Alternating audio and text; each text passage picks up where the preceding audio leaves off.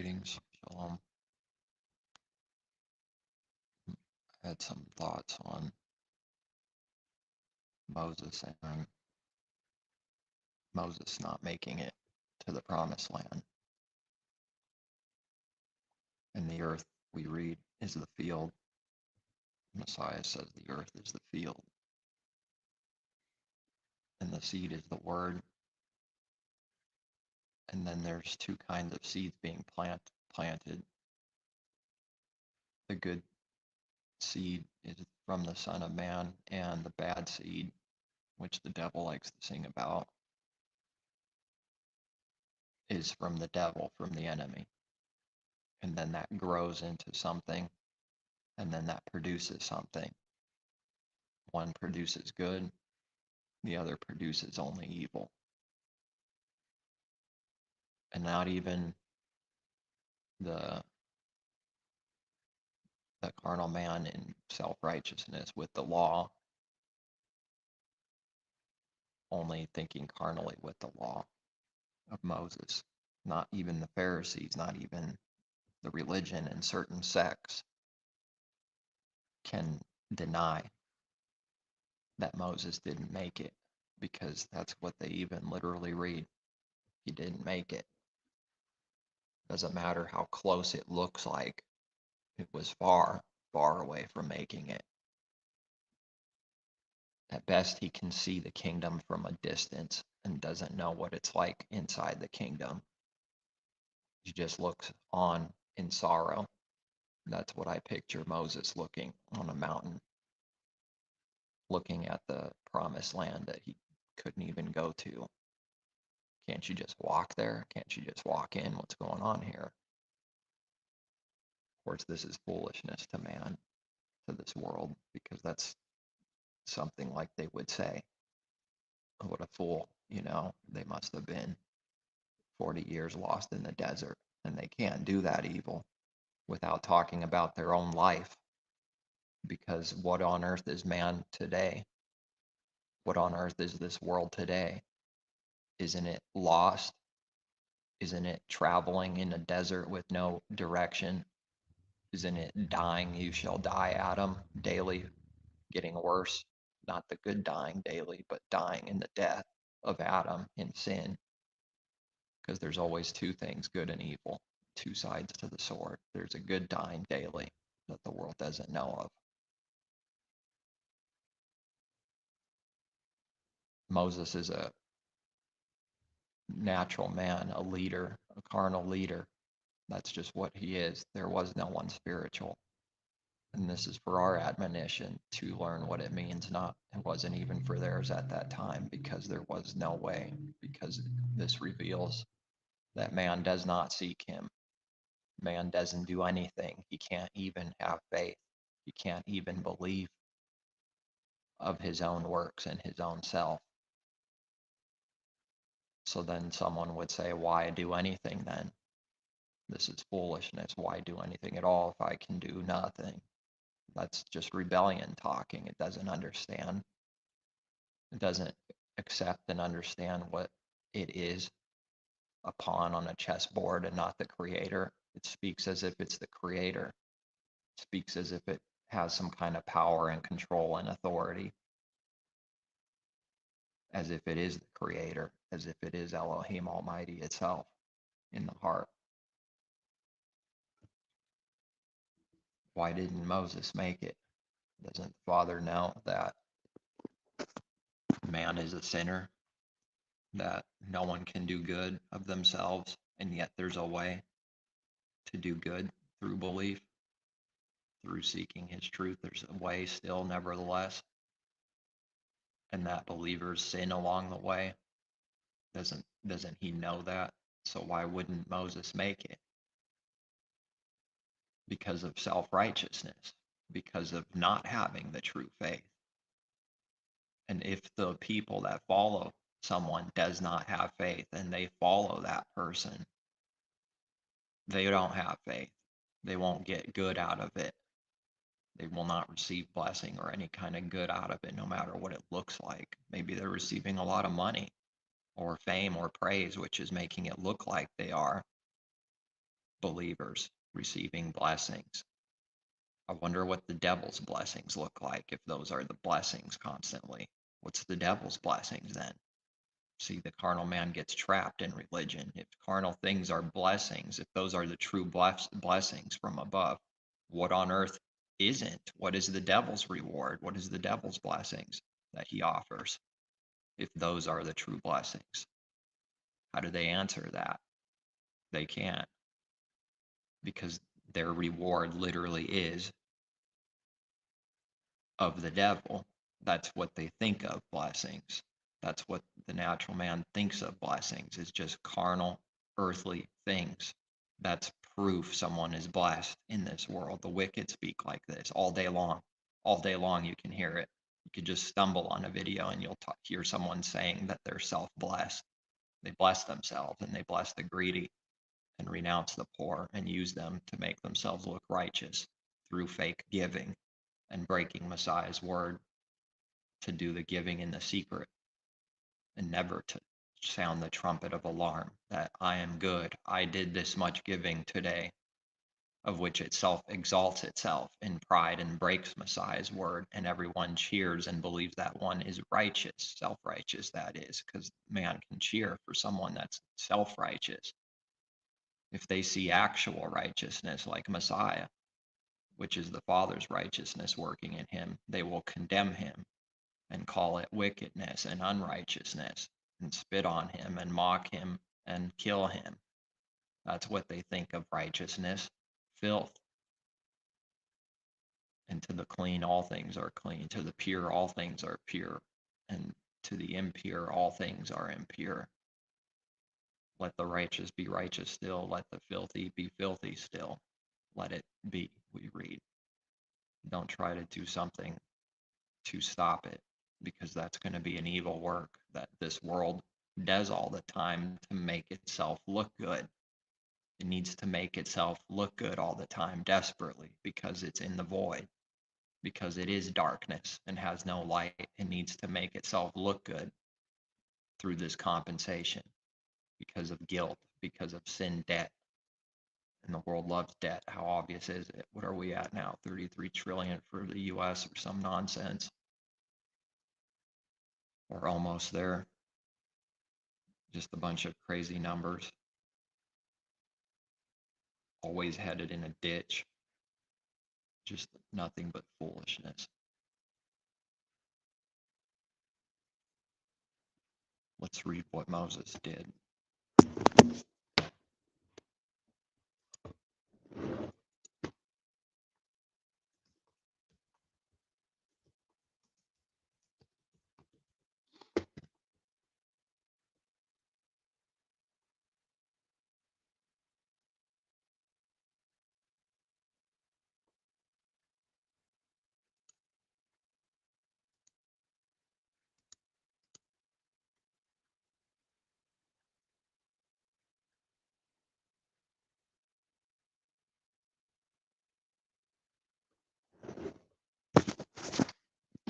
Imagine self doing this. Delusion doesn't imagine these things in reality. It can't bear them. But the truth has to do this. It can't hide. It needs to see what it is, see what self is. It came to pass in those days when Moses was grown that he went out to his brethren and looked at their burdens. And he saw an Egyptian beating a Hebrew, one of his brethren. Of course, this is evil. So what does man do when he sees evil, when evil is done to him through being done to his brethren? What can he do only? Evil, to repay evil. Therefore, being the evil, and even worse than the one that did the first evil, because it's ultra self-righteous to repay of self and repay evil as if it's the judge and creator of the world and earth. You will be tempted to repay evil with evil. We read to do good. We read to conquer evil, to defeat evil by doing good, not to repay evil with evil. So he looked this way and that way. Why? Because he's doing evil in his heart. He needs to make sure no one's looking. When that's the case, someone should ask themselves, what are they doing right there? And what do they want to do? What are they doing in that moment? And what are they wanting to do? Is it good or evil? We can say confidently that if this is what's being done in someone's heart, they're doing evil in that moment. And they're about to do a worse evil. Because light doesn't hide from anything. It doesn't need to. There's nothing to hide for doing good. And when he saw no one, making sure that he looked this way and that way, saw no one, he killed the Egyptian and hid him in the sand.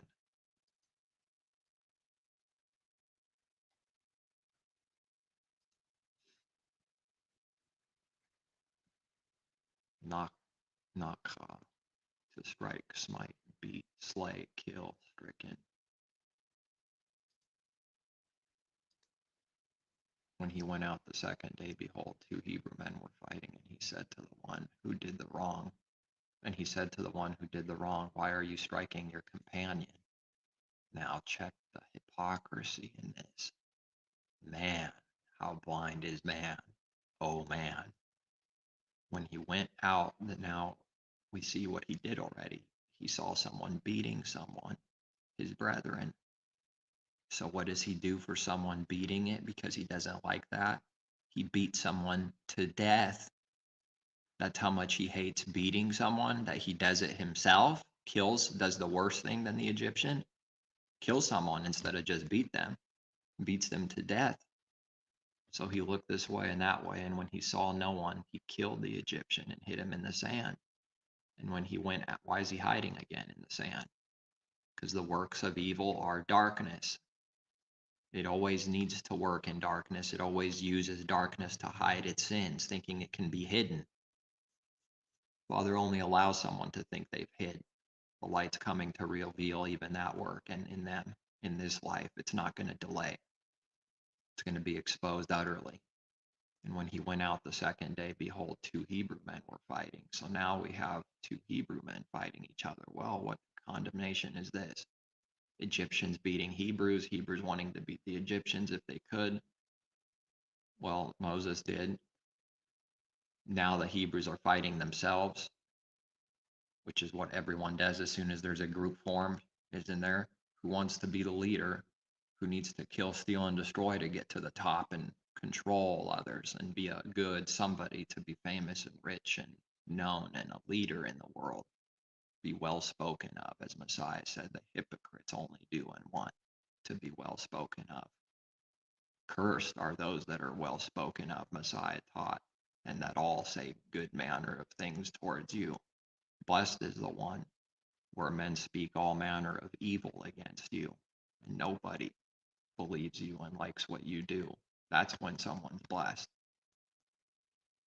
What fish is going to go upstream and which one will go downstream? There's not many going upstream, fighting the resistance. Two Hebrew men were fighting, and he said to the one who did the wrong, did the wrong? Well, yeah, they did wrong, but how about the hypocrisy in this? Why are you striking your companion? What did Moses just do? What would he say if he was asked this question? Would he have anything to say in truth? No. He would need to justify himself and say that person was doing evil. What did you just do? A greater evil. But he's an Egyptian. Ah, there it is. There's the excuse. There's the justifier. If that man isn't flesh, as if that man isn't the Father's creation. Anyone that does evil to someone else does it to their own flesh, we read. It strikes its own soul to do evil to someone else, because all are created by the same creator and one in that way. Killing another human being. And he's going to ask now, why are you striking your companion? Then he said, who made you a prince and a judge over us? Well, look at the enmity already. Doesn't Moses love them, and don't they love Moses? The man that kills cannot truly be loved in the heart, even though he killed for them. Do you intend to kill me as you killed the Egyptian? Someone saw him. Moses thought that no one saw him. We don't read that no one actually saw him. He looked this way and that way, and when he saw no one, he killed the Egyptian. He thought no one was looking. That's how blind someone goes when they're about to do a great evil. They think there no one saw him. And the Father's word is just being truthful on what Moses did and what he's doing and thinking. We don't read that no one actually saw him. That has to be discerned here. It's just speaking truthfully of what he's doing here, and it's not a command to kill. Speaking of what man did, not a command here to do this. Now it came to pass in those days, speaking of Moses, what he did, what he saw and what he did himself. He looked when he saw no one. How often does someone think no one sees them, and someone did? So this is the case here. He killed the Egyptian because he thought no one. Because if he could see that someone saw somewhere somehow, he wouldn't do it at the time. He would have to find another time, wouldn't he? He did this because he really thought no one saw him. And when he went out the second day, behold, two Hebrew men were fighting, and he said to one, "Why are you striking? Who made you prince and judge? Or do you intend to kill me as you killed the Egyptian?" So Moses feared. Why? Because he's got exposed. His robes been stripped. Adam and Eve are naked. What do they need to do now after they have their sin revealed?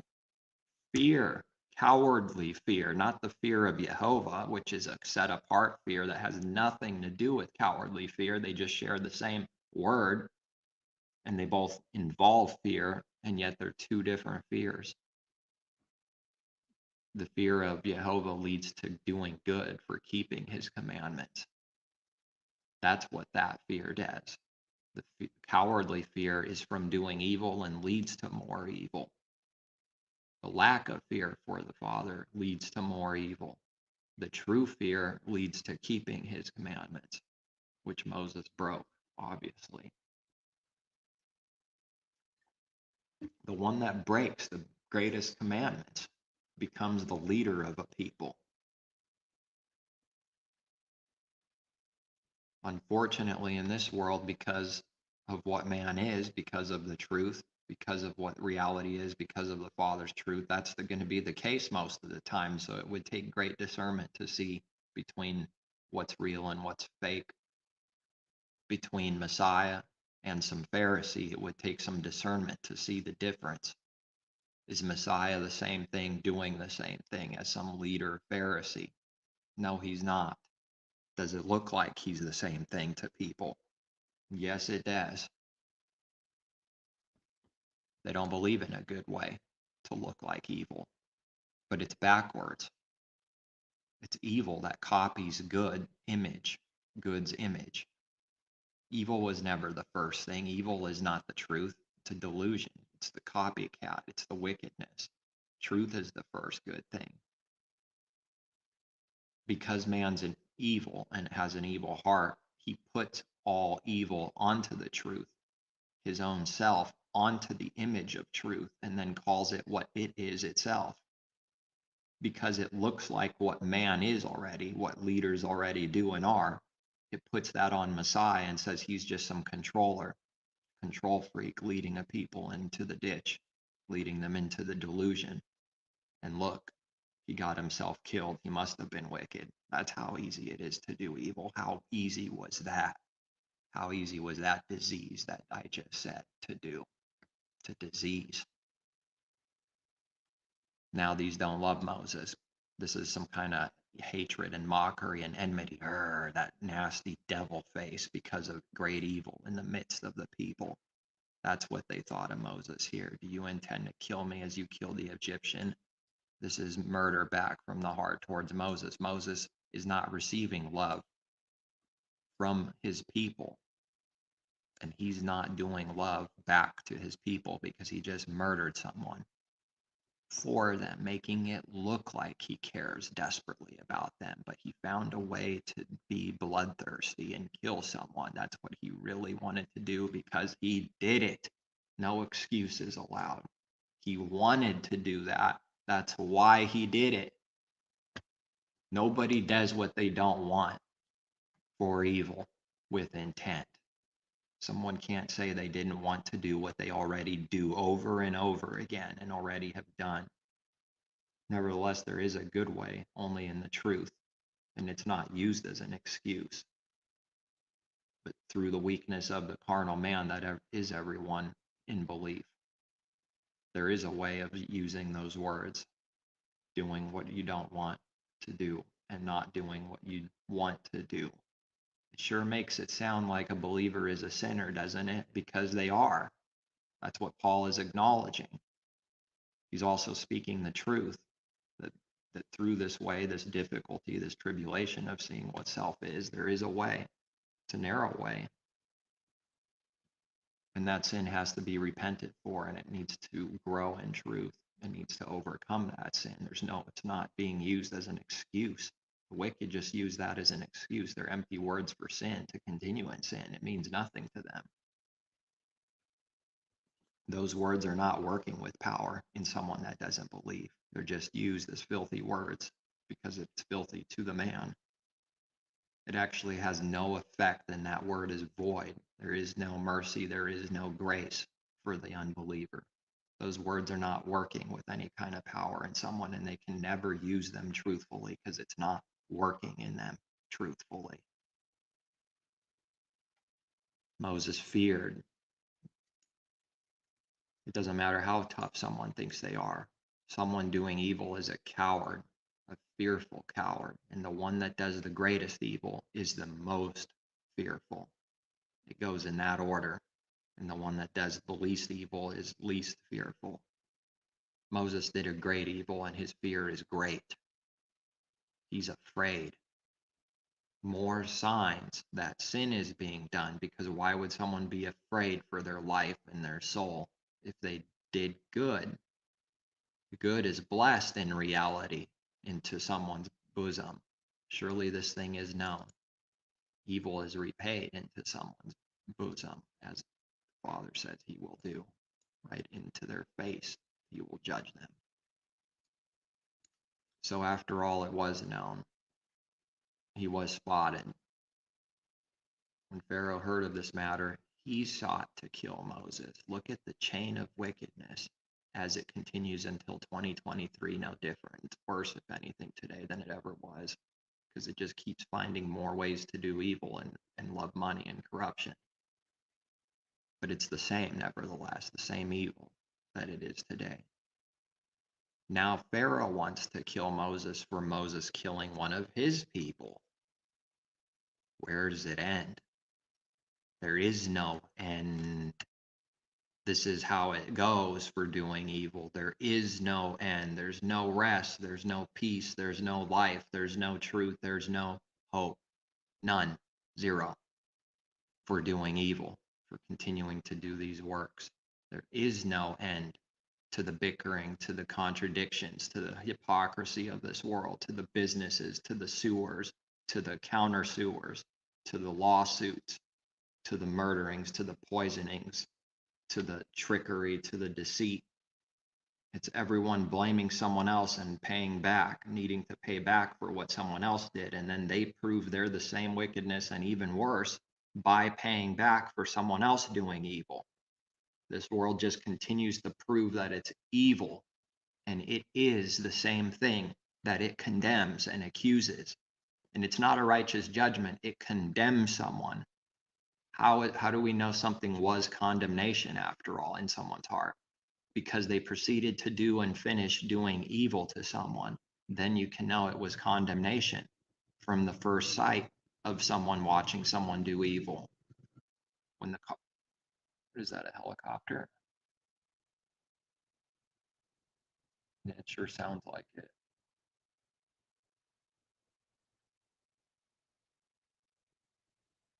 Pretty sure it was.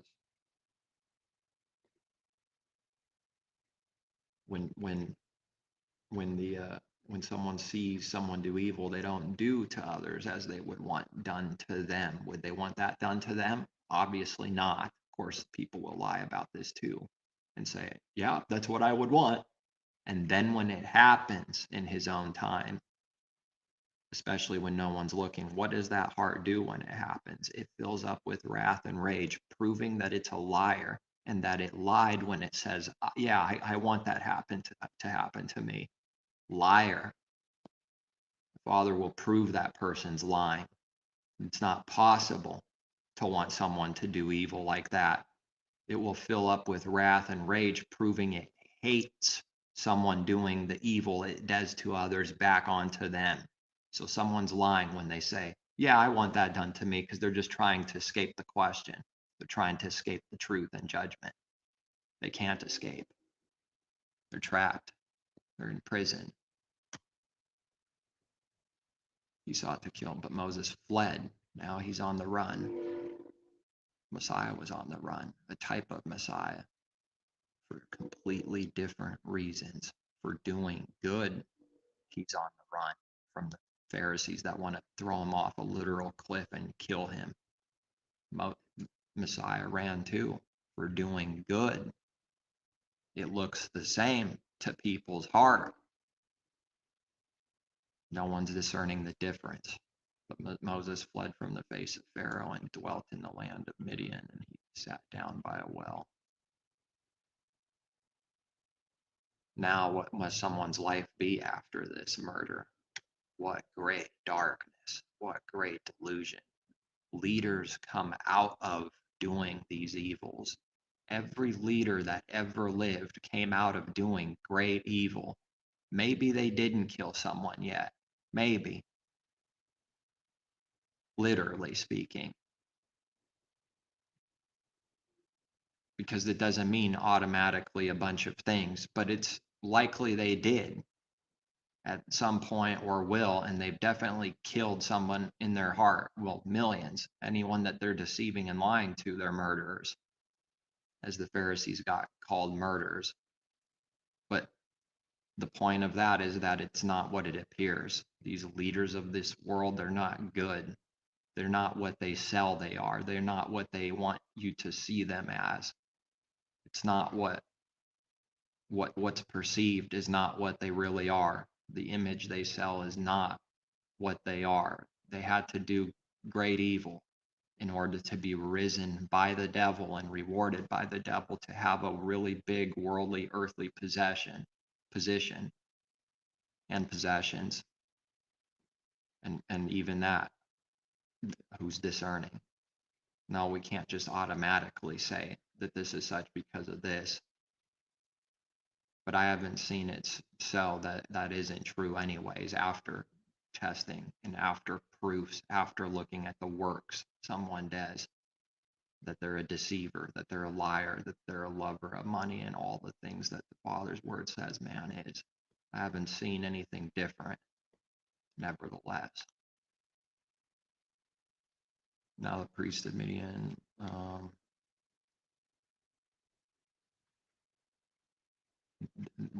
this is interesting too. When someone does evil, what do they need to do now because of their insane fear, guilt, and condemnation?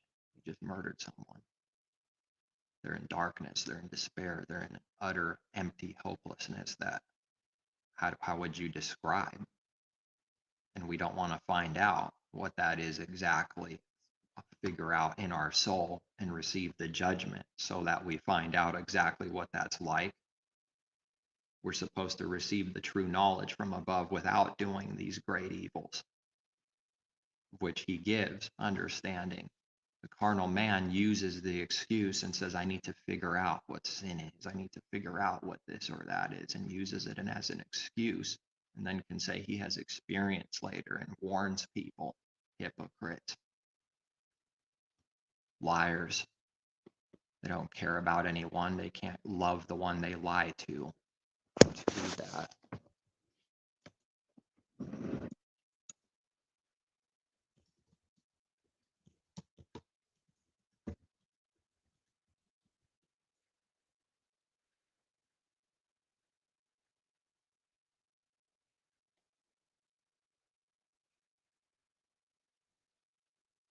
Proverbs 26:28.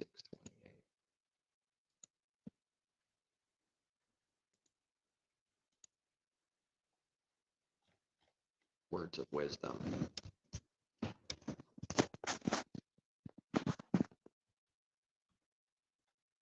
few verses above is actually very strong. Read them first.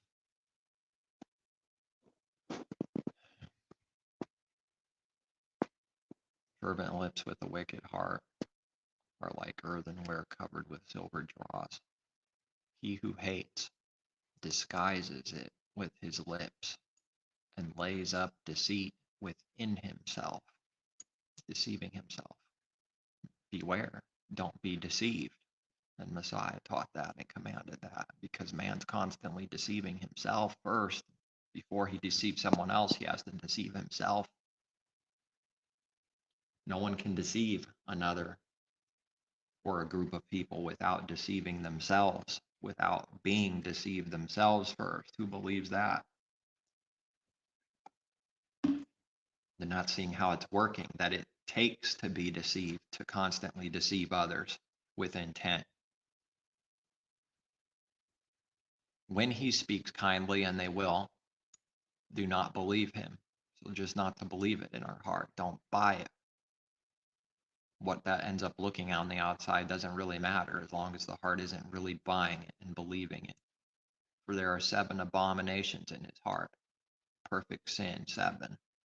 Complete abomination that leads to perfect destruction, 7. Though his hatred is covered,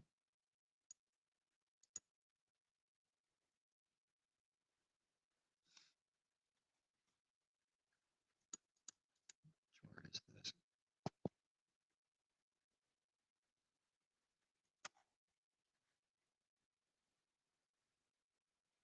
To cover, hide, conceal, clothe. Adam and Eve covering their sins, their naked body, their sins. There is a way to receive covering. There is a way to have those sins covered. And it's not to do with self-hiding, but it does cover, and that's what his forgiveness is. Strong's H, 3680. Kasa. Kasa.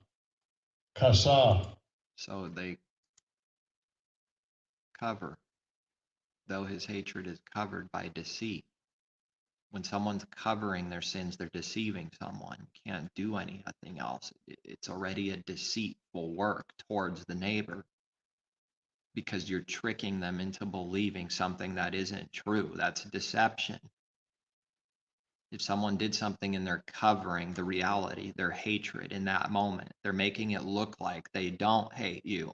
They have to overcompensate, and the Father makes someone a fool because their overcompensation and cover is going to be so obvious, so strong. The stronger the hate is, the stronger the cover, meaning the more someone will go, hi, oh, I love you. Translation, spiritual translation.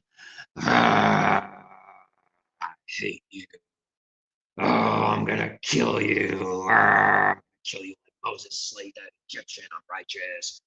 I'm gonna find a way to destroy your family. I'm gonna poison you. I'm gonna bite you. So the stronger the cover, the more it's covering. The evil is greater that it's covering. And if it's lesser, then it's lesser, and it doesn't make it good because it's lesser. It's still sin. It's still evil. Sometimes it's really obvious because the hate is so strong, it actually reveals the sin even more. Their cover, which is supposed to hide their sin, is revealing it more to those that aren't blind, to those that aren't completely blind and in darkness. You see this cover, he shows you, gives you a sight to see through this worthless cover, to see the nakedness that someone really is. So is a believer not naked or something? They're the same. They're sinners. And yet there's a way. And yet the Father's covering does actual good works towards someone. And it's not trying to hide its sins. It's acknowledging that that's what it is, which is what needs to be done. And for that, Good works are given to do a covering, a forgiveness. It's not that a believer isn't sinning or a sinner ever sinning, that never sins again. It's that there is a cover and that the Father's works are being done. It's a reality. It's a real working of the heart. He sees those works, his own works, and a believer is justified for believing because it's not our own works, lest we should boast. Because if it's our own, it's of boasting, it's of pride, it's of I did it myself. There's no boasting allowed in the kingdom. No one can actually boast. They're in deceit, they're in deception. Though his hate, oh, here it is. Though his hatred is covered by deceit. And what did we just say? That this cover is actually a revealing to those that can see. It's compensating, it's hiding something, and it actually reveals that someone's sinning, which is a contradiction because it's supposed to hide. His wickedness will be revealed before the assembly. The assembly. The body of Messiah, the truth.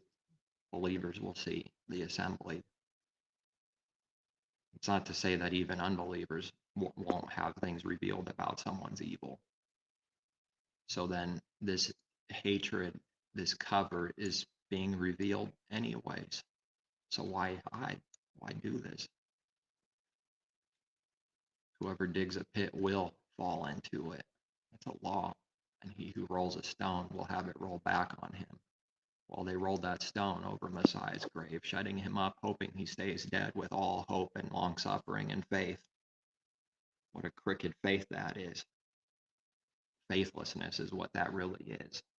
That's not faith to hope that Messiah stays dead, to believe that he will stay dead. It's wickedness. It's not faith, it's just the image of faith. It's the devil's version of faith, which is no faith at all. They rolled that stone and it rolled back. And they got repaid right into their soul. It doesn't have to look like it all the time on the outside that someone's being repaid. They're getting repaid. They're getting the stone rolled back on him. So if he rolls a stone on someone, what's it going to do? It's going to roll back on him and crush him. So he wanted to crush himself. Well, what a fool. What a fool man is. What a fool the carnal mind is. A lying tongue hates those who are crushed by it. Strong words that the world does not believe. And a flattering mouth works. It works, but the devil likes to hide details like this. We like to omit, hide the details. It's the devil, so that it makes it sound like something else. I'll just delete that verse too. A flattering mouth works. There it is. And then we'll only cherry pick those works. Make it sound like it's a good thing. A flattering mouth works. You know, it does great things. It builds cities and things like this. Flattering mouth judges the people and are judges and great people of the earth. They have more experience points. It's like a game. But no, a lying tongue in his heart hates those who are crushed by it. What's the lying tongue actually doing to someone? It's sounding good. It's blessing with the lips. It's acting and sounding like it loves the people hardcore. What is it actually doing if it's lying? It's crushing the people by it. And the one that lies cannot love those that it deceives. A lying tongue hates those who are crushed by it, by its own tongue.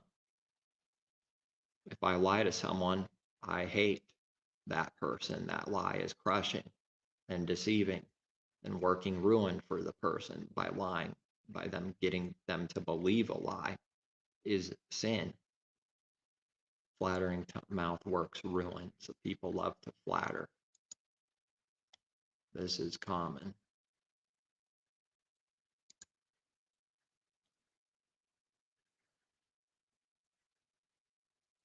Flattering, smooth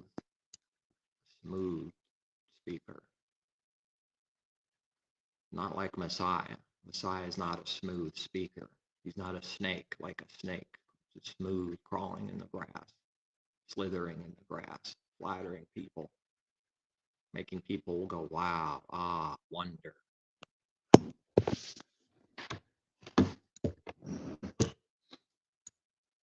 You have to continue the smoothness, the oiliness, masquerading good oil, making people think it's good.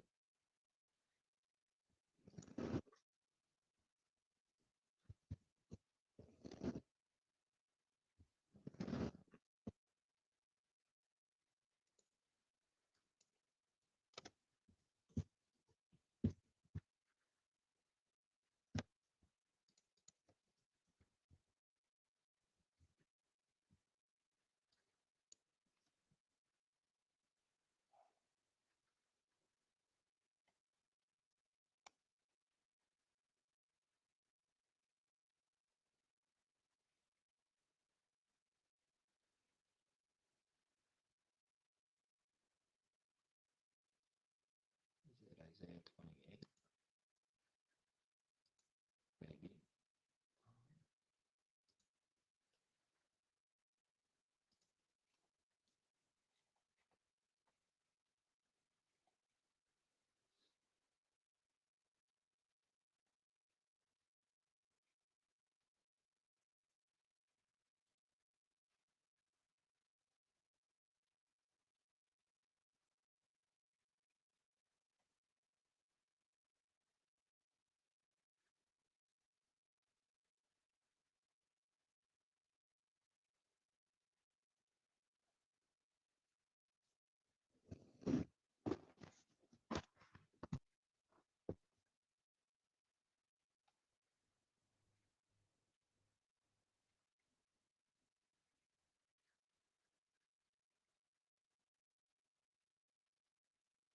No, let me read this anyway. Sure.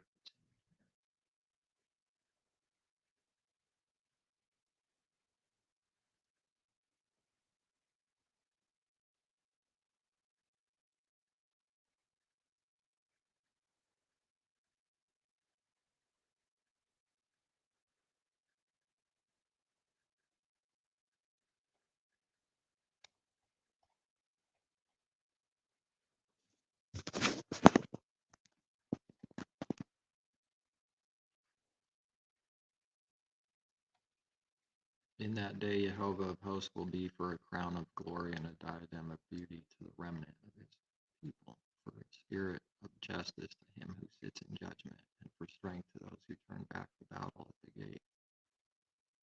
They also have erred through wine, through intoxicating drink are out of the way. The priest and the prophet have erred, but how that is, erred through intoxicating drink. They are swallowed up by wine. They are out of the way through intoxicating drink. They err in vision. They stumble in judgment. For all tables are full of vomit and filth. No place is clean. Whom will he teach knowledge, and whom will he make to understand the message?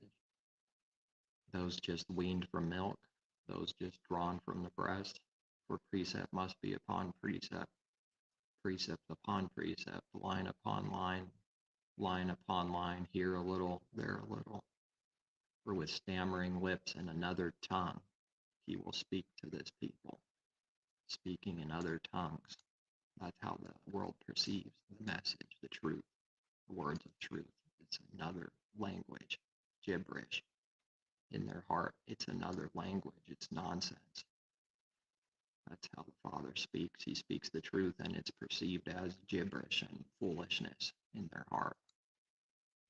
To whom he said, this is the rest with which you may cause the weary to rest, and this is the refreshing. Yet they would not hear. See, they can't hear this language, this spiritual Hebrew.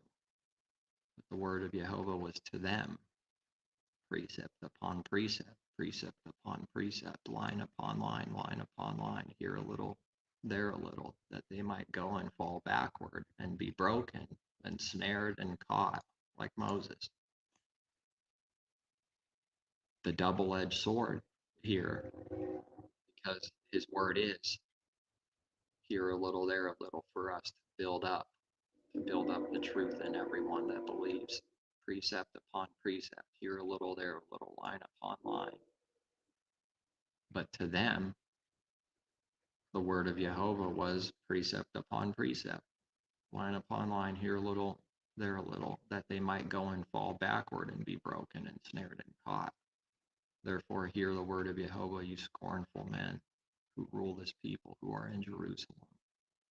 Because you have said, we have made a covenant with death.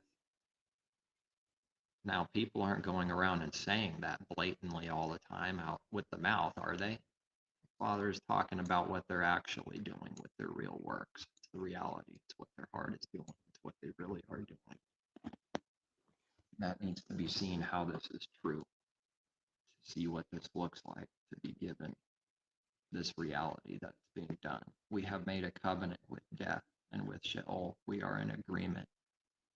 The grave, when the overflowing scourge passes through, it will not come to us, for we have made lies our refuge, and under falsehood we have hidden ourselves. Therefore, thus says Master Jehovah, behold, I lay in Zion a stone for a foundation, a tried stone, a precious cornerstone, a sure foundation. Whoever believes will not act hastily. Also, I will make justice the measuring line and righteousness the plummet. The hail will sweep away the refuge of lies, and the waters will overflow the hiding place. It's going to find it out. Your covenant with death will be annulled, and your agreement with Sheol will not stand. When the overflowing scourge passes through, then you will be trampled down by it. As often as it goes out, it will take you, for morning by morning it will pass over, and by day and by night it will be a terror just to understand the report. For the bed is too short to stretch out on, and the covering so narrow that one cannot wrap himself in it. It's never good enough. For Jehovah will rise up as at Mount Perazim. He will be angry as in the valley of Gibeon, that he may do his work, his awesome work, and bring to pass his act, his unusual or strange act. Now therefore do not be mockers, lest your bonds be made strong. For I have heard from Master Jehovah of hosts a destruction determined even upon the whole earth. Give ear and hear my voice, listen and hear my speech. Does the plowman keep plowing all day to sow? Does he keep turning his soil and breaking the clods? When he has leveled its surface, does he not sow the black cumin and scatter the cumin, however, that plant the wheat in rows, the barley in the appointed place, and the spelt in its place? For he instructs him in right judgment, his Elohim teaches him. For the black cumin is not threshed with a threshing sledge, nor is a cartwheel rolled over the cumin, but the black cumin is beaten out with a stick, and the cumin with a rod. Bread flour must be ground, therefore he does not thresh it forever. Break it with his cartwheel, or crush it with his horsemen. This also comes from Jehovah of hosts, who is wonderful in counsel and excellent in guidance.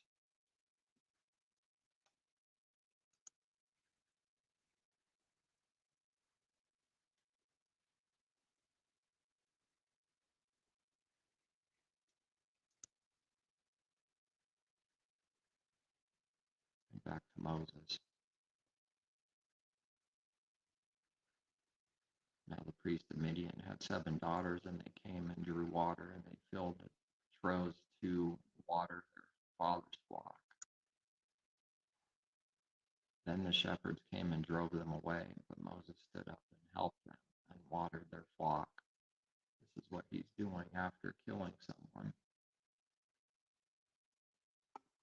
It should sound familiar to all humans. He needs to go and do a good work of himself to try and cover that guilt and sin of killing someone, of doing evil. Now he's going to cover his sins in a perpetual destruction and trap, ever in destruction and horror and terror inside, faithlessness, hopelessness, darkness. This is the wages of sin. This is man's lot. This is his inheritance. in sin. And it's going to keep going like this. And he gets worse and worse. And he does the same things over and over again.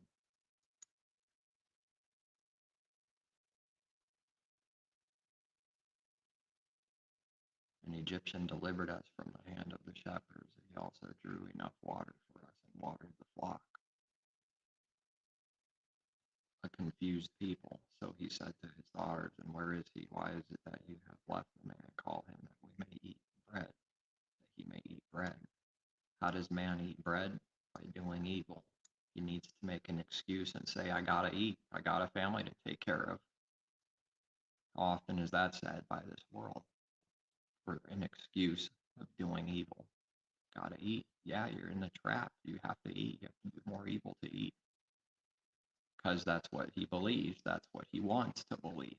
As you believe, so let it be done to you, Messiah said. As you really believe, so let it be done to you. Let the reality become what you believe, whether for good or evil.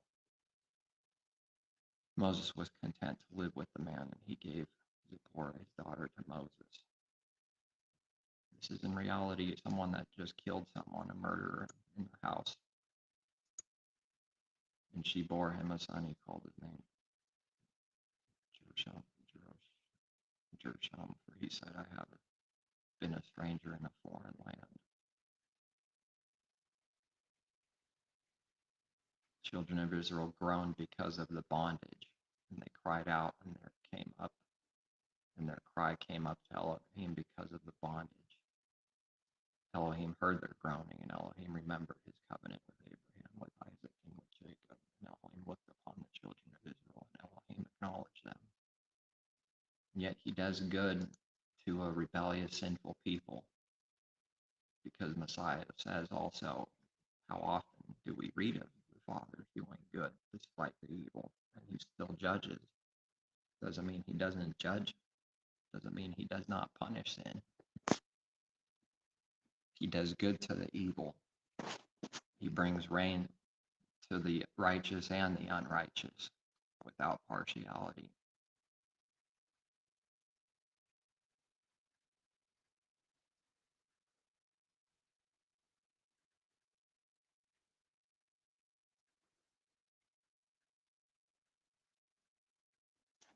See if I can find, I don't know if I'll be able to find the end there of Moses.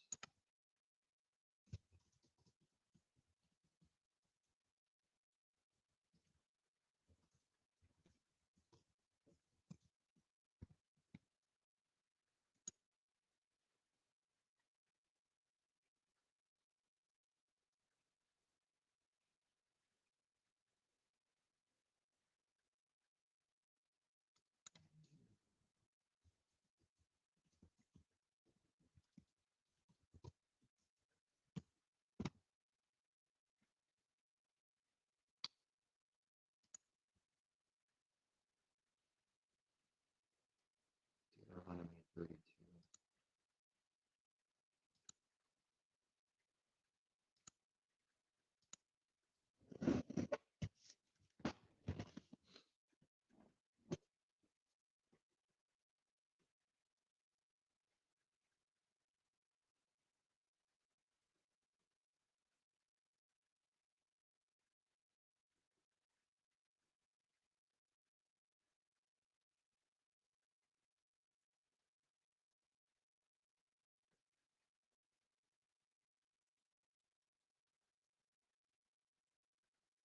Isn't the carnal leader the one that leads people into the ditch? Don't they always so often speak of people's sins through condemnation, through exposing them, through saying some of you aren't going to escape hell. Some of you sitting in these benches are going to go to hell. Don't they often do that? How often did Moses do that to the people? And he's a sinner himself that broke faith, that never had it. Great hypocrisy. Merciless condemners, guilty of their own accusations.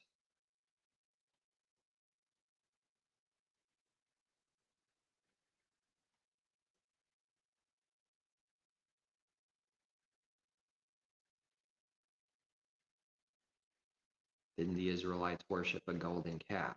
Doesn't that give us a perfect picture and image of what people are doing today with their heart? Because it's never been about a stone or gold. It's always been about the heart. What does it mean? What is this beast? What is this beast that man worships? What is this Trinity God? What is this beast religion that they created their own God and said this God got them out from Egypt? Some dead golden calf they made with their own hands. What a delusion.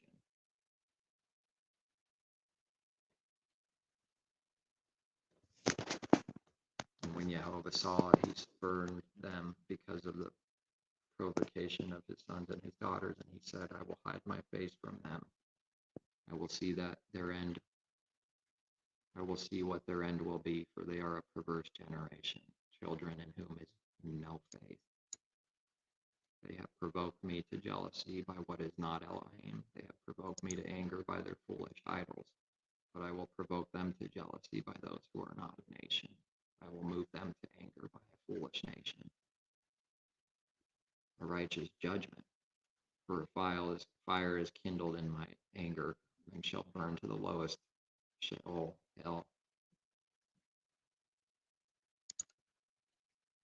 That word is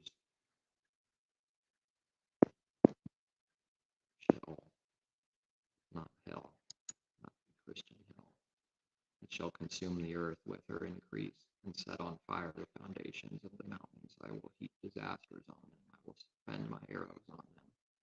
They shall be wasted with hunger, devoured by pestilence and bitter destruction. I will also send against them the teeth of beasts, with the poison of serpents of the dust.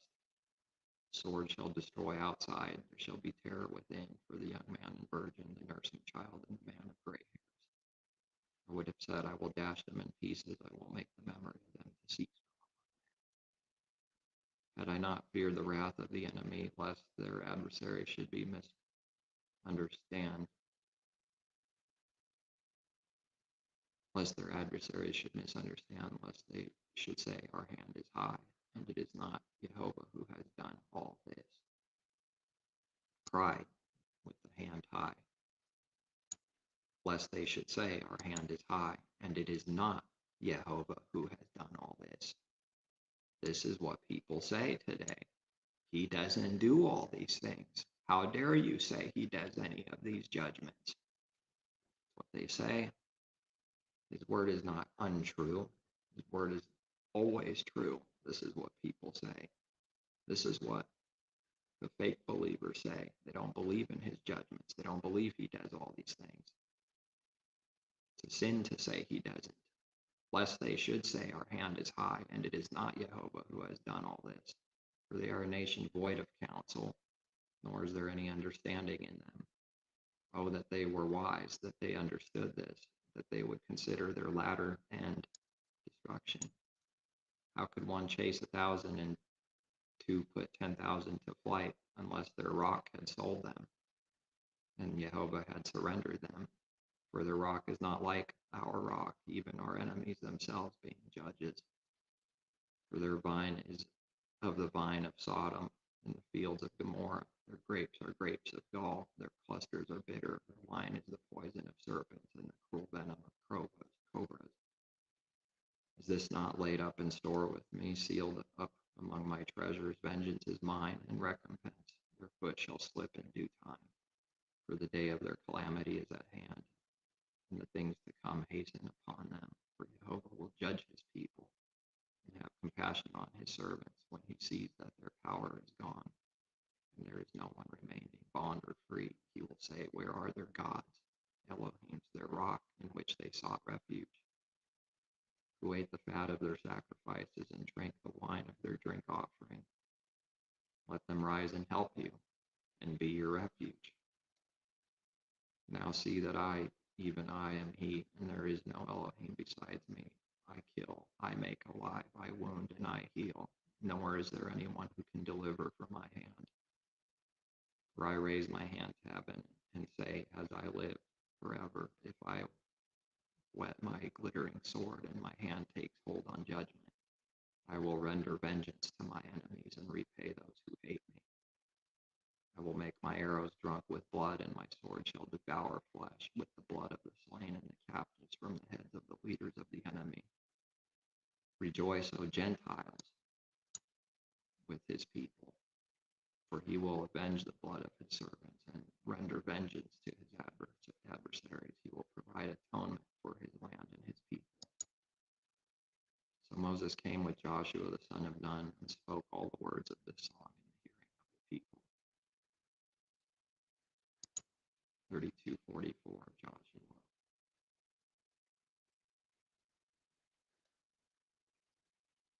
It's actually, I think the one time it uses a different name, Hosea equals salvation. I think it's only one time. I might not be right in that. So he's called this also Yehoshua and Hosea, or Hoshea.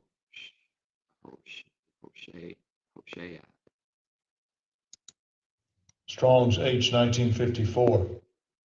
Hoshea. Hoshea.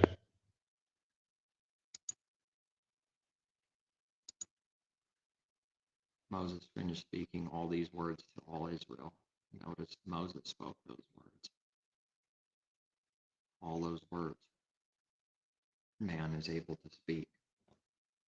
This is the ugliness. This is the tribulation. To see that man is able to say all these things. Perfect hypocrisy.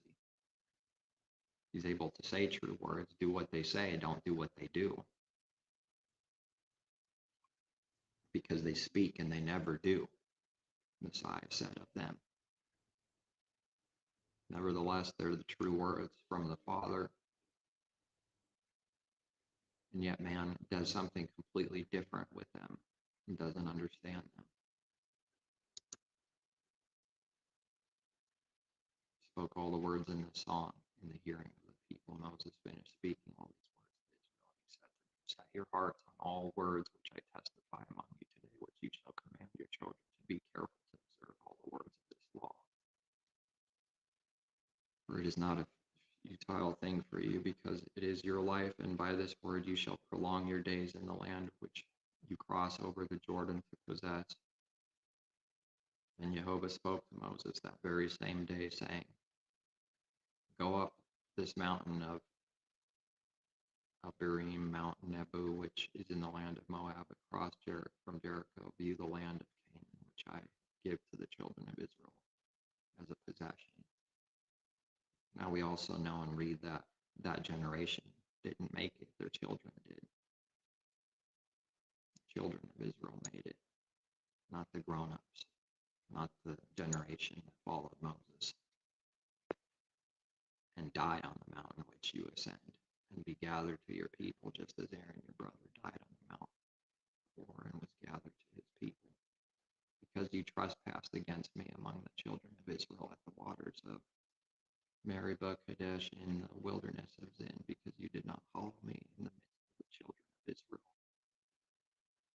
Yet you shall see the land before you, though you shall not go there into the land which I am giving to the children of Israel. Well, what a hard thing.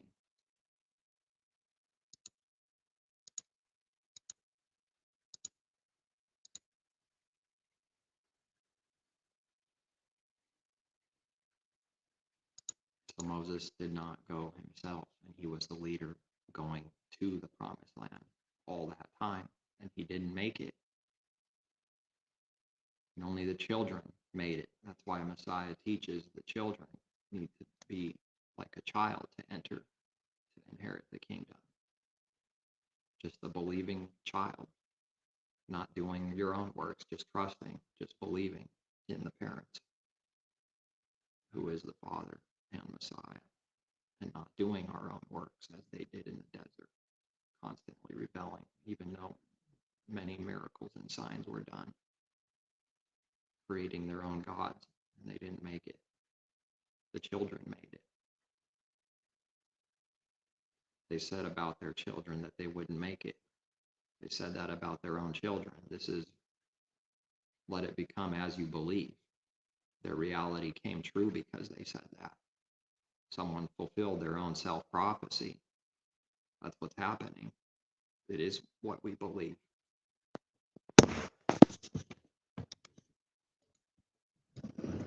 And they put an evil test on the father by saying that their children wouldn't make it. They wouldn't make it.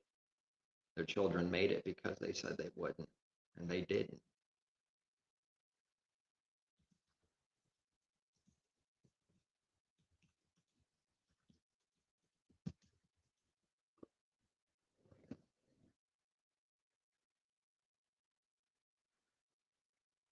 Numbers 14:31, one place. It might be what I'm thinking.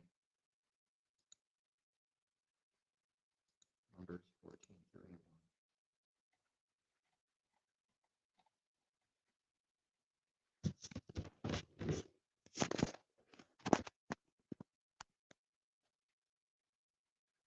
Here it is.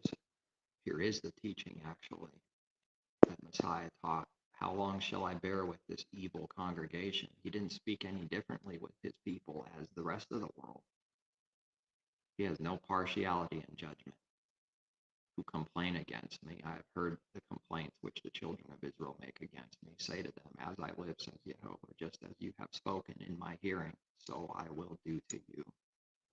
There it is, as you believe, so let it be done to you.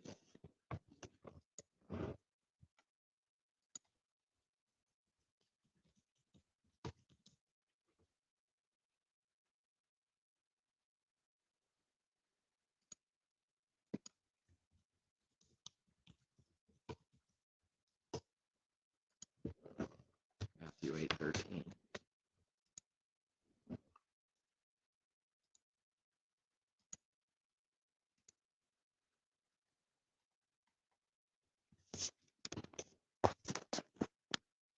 And here it is again, the connection. And that's how he works. He makes it work. His works. It just works. It just ends up right. And I say to you that many will come from east and west and sit down with Abraham, Isaac, and Jacob in the kingdom of heaven. But the sons, the children, the Israelites of the kingdom will be cast out into outer darkness. There will be weeping and gnashing of teeth. Then Yehoshua said to the centurion, go your way, and as you have believed, so let it be done for you. And his servant was healed that same hour. The sons of the kingdom cast into outer darkness. Then we read earlier, rejoice, Gentiles. You will make a foolish nation, make them envy. The heart's always envious, but it's very envious of someone receiving the promise, for believing, for denying self, that what the sons of the kingdom worked so hard for and never entered, all their works were vanity and worthless for destruction in the grave. That's how good our works are. Death. Giving up the works is the answer.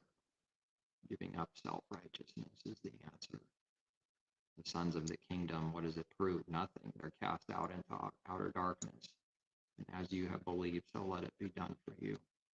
The Father saying, as I live, says Jehovah, just as you have spoken in my hearing, so I will do to you. The carcasses of you who have complained against me shall fall in the wilderness, all of you who were numbered according to your entire number from 20 years old and above.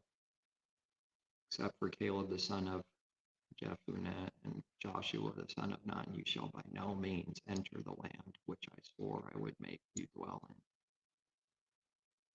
But your little ones, that's how he's working. That's how his promise continues. Whom you said would be victims. This is what they said. I will bring in, and they shall know the land which you have despised. How could they despise what they were heading for? Because their works proved they despised it. It's not what it looks like.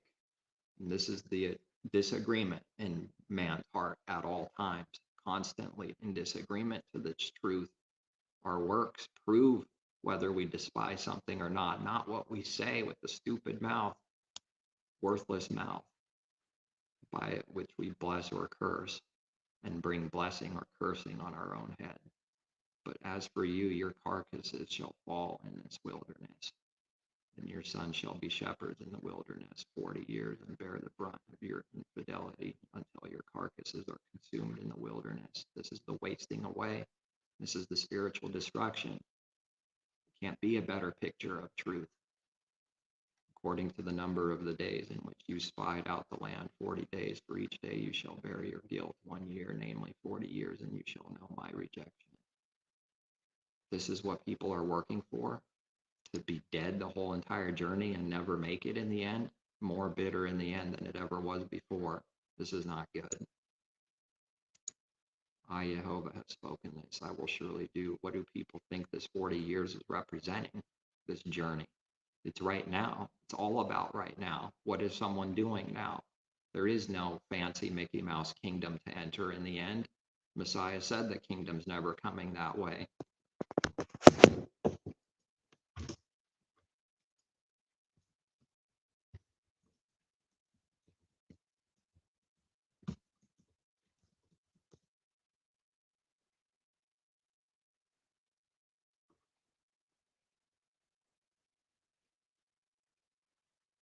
Luke 17:20.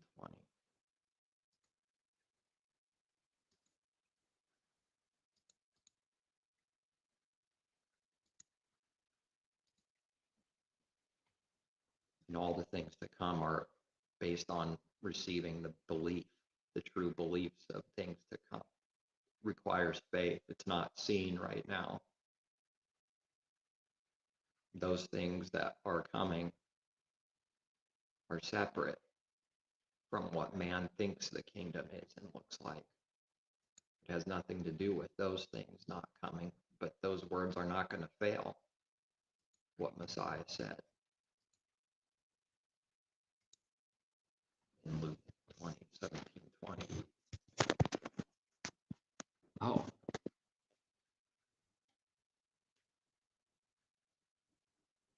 okay, this is right after someone else. We just read of that centurion that he believed, go your way, that his faith made well, right after this verse.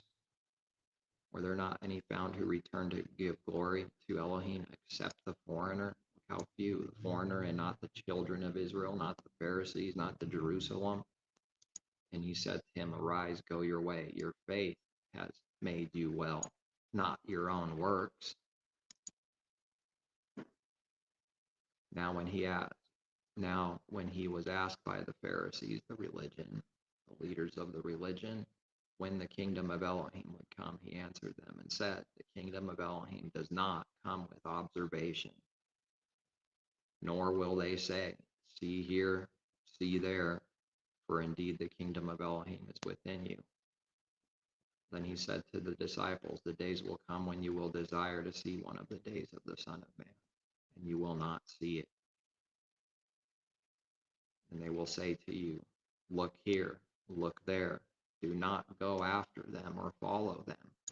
They are trying to do what Messiah said is not possible and making it look like there is some kind of kingdom. They will say to you, look here, look there. Do not go after them or follow them. Believe his words, that it's not coming like that. For as the lightning that flashes out of one part under heaven shines to the other part under heaven, so also the Son of Man will be in his day. As fast as lightning. If someone's speaking in this way and doing that with their heart, they're already lying. Because Messiah doesn't lie. He said it's not to be observed like that, like man wants. And he speaks like as lightning, as fast as lightning. There is no time, there is no place for some kingdom that's coming the way that people want to observe it. It's not happening. But man is doing everything in his rebellion to make it look like they're breaking his word. It's not happening for them. They're dead. They're the ones in the desert for 40 years. They're dead. They make it look like they're on the way to salvation and the promised land. They're not.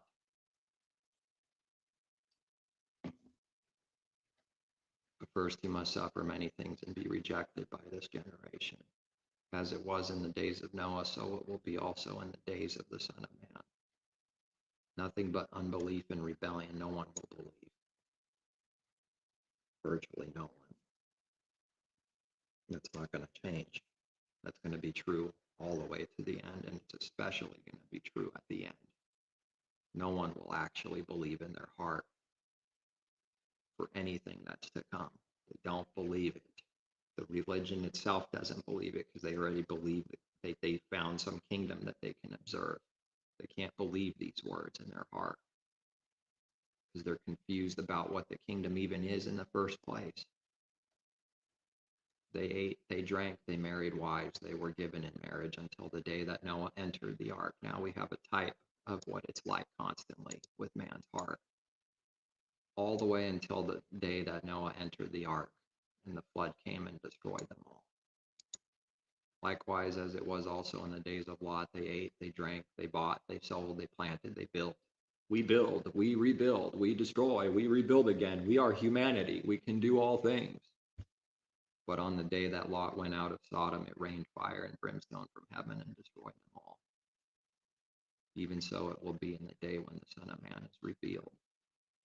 Well, that sounds like bad news, even though it's good news, but there's bad news right along with it for the world. So we can't be expecting that. It's not coming like that. It's going to be like lightning.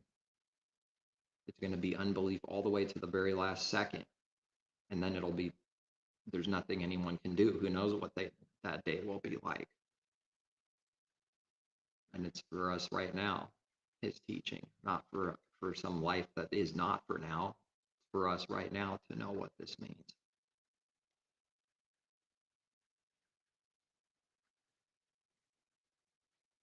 Remember Lot's wife. Whoever seeks to save his life will lose it, and whoever loses his life will preserve it.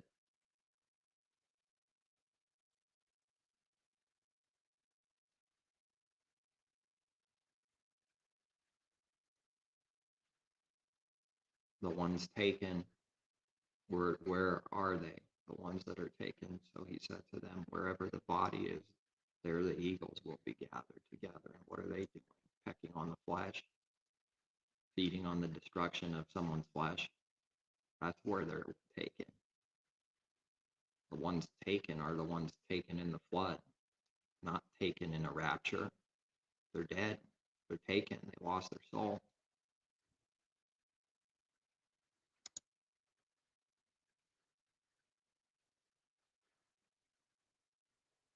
I, Jehovah, have spoken this.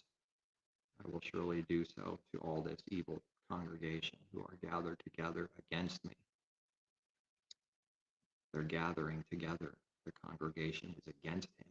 That's what they gather for. They're in rebellion against him in reality. In this wilderness they shall be consumed and they shall die. Now the men whom Moses sent to spy out the land, who returned and made all the congregation complain against him by bringing a bad report of the land. Well, they spoke evil of that. Those very men, they speak evil of the kingdom of heaven, don't they? By speaking evil against the land and making complaint about it. Because the land is the kingdom. The promised land is the kingdom of heaven. Those very men who brought the evil report about the land died by the plague before Jehovah. So let that be their reward. And speak against the kingdom for evil. But Joshua the son of Nun and Caleb the son of Jephunneh remained alive of the men who went to spy out the land. Moses told all these words to the children of Israel, and the people mourned greatly. And when someone is in this condition, they will say to themselves, go away from me. There's nothing you can do for me. They will self-pity themselves into destruction further, and they won't want any help. They're stuck. They rose early in the morning and went up to the top of the mountain, saying, here we are, and we will go up to the place which Jehovah has promised, for we have sinned. Now they can speak as if they're obeying or something after the judgment, after knowing that they're not making it now. Now we're going to go up, which Jehovah has promised, for we have sinned. And Moses said, now why do you transgress the command of Jehovah, for this will not succeed? Do not go up lest you be defeated by your enemies. Oh, they're saying they're going to enter anyways in rebellion. Yes, that's what they're saying. We're going to go up to the kingdom, to the promised land, which Jehovah has promised, for we have sinned. This doesn't even make sense. This is what rebellion is. Here we are, and we will go up to the place which Jehovah has promised, for we have sinned. We're going to go because we've sinned. We're going to make it because we've sinned. That's what they're saying. We're going to go anyways, even though he said you're going to die. You're not going to make it for all that sin and unbelief. They're going to say we will go up and make it, for we have sinned. That's when they can acknowledge with the mouth that they sinned in more sin and more rebellion. This is evil too. This is corrupt too. This is not acknowledgement of sin. This is saying we're going to make it anyways. This is what rebellion looks like. And Moses said, now why do you transgress the command? This will not succeed. Do not go up lest you be defeated by your enemies, for Jehovah is not among you. Look how quickly it turned around. Moses was saying that they're going to make it, and the next day they're done. For the Amalekites and the Canaanites are there before you, and you shall fall by the sword because you have turned away from Jehovah. Jehovah will not be with you. But they presumed to go up to the mountaintop. Nevertheless, neither the ark of the covenant of Jehovah nor Moses departed from the camp. Then the Amalekites and Canaanites who dwelt in the mountain came down and attacked them and drove them back as far as Hormah. They didn't make it. They can't go against. Who can go against his will in reality? Who can go against it?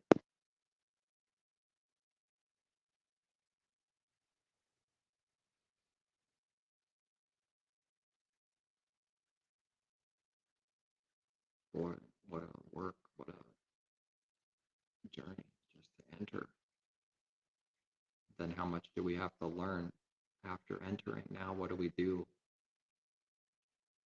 during the way after entering? Look how much word there is for what you do after you enter.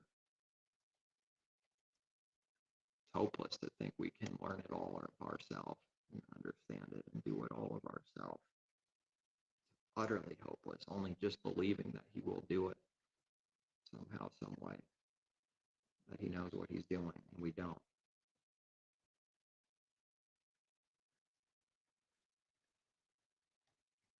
It's separate teachings within his word.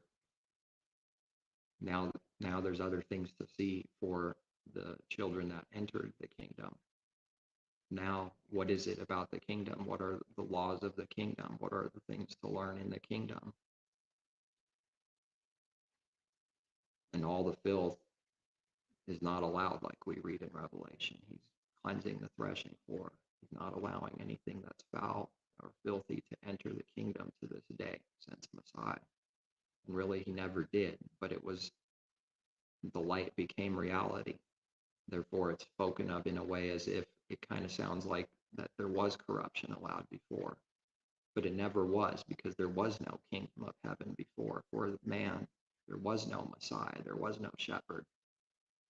It was man's working, man's trying, and it never worked. It didn't work with Moses. It didn't work with some carnal leader. Someone can still see how the Father's word is true through the religion that gave the prophecy and word, the literal word that's been preserved by sinners. Who can believe that? Because it sounds like we speak against the people that gave the word, the law of Moses. Messiah spoke against it too, because there's a rightly dividing to do. In your law, he said, in the law of Moses, Messiah didn't follow that law. He followed his father's law. He sought after him for what these laws meant, for what the kingdom is and how to live these laws in the heart. That's the promise for the new covenant. I will write the law in your heart. What does that look like? It doesn't look like what man's doing. It's completely different, set apart. It can't happen unless the Creator's actually doing that for someone, to write the law in the heart. It doesn't look like a bunch of 666, 610 carnal commandments making yourself busy for destruction to look righteous and self-righteous. It's not looking like religion. at all. It's not supposed to try to look like anything. It's just following him and learning along the way what every commandment means, what it means not to murder, like Moses did, what it means not to commit adultery in the heart, what it means not to murder in the heart, what it means not to steal in the heart, what it means not to have idols in the heart. That's the writing of the law in the heart. It looks like something in the heart. It's not to be seen with carnal eyes. It's not to be understood with the natural mind. It's not to be seen by the gurus of this world that don't know what they're doing, all mixed up in crazy confusion and divisions.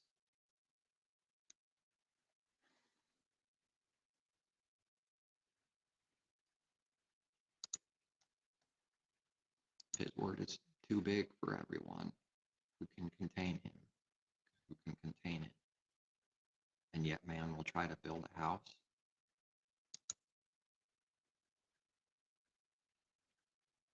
for the Creator. Carnal man in Isaiah 66 says, Jehovah, heaven is my throne and earth is my footstool. Where is the house that you will build me? Where is the place of my rest? For all those things my hand has made, and all those things exist, says Jehovah. But on this one I will look, on him who is poor and of a contrite spirit, who trembles at my word.